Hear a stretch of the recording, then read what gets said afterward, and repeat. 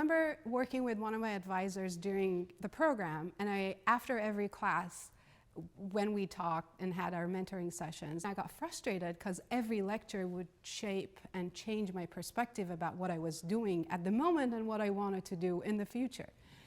And he looked at me and said, if you graduated with the same vision that inspired you to apply to Berkeley, we would have failed and we would have done something wrong.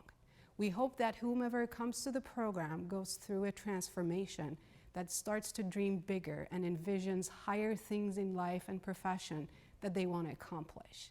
And that was very powerful, even though I was so frustrated with my situation at the moment. But talking with my classmates and also current students and alumni, this is a natural part of the experience, that you get to be exposed to many perspectives from the faculty member or the students, colleagues that you're doing the program on a daily basis with, that you kind of grow. And what you thought was your high bar becomes your bare minimum after you graduate.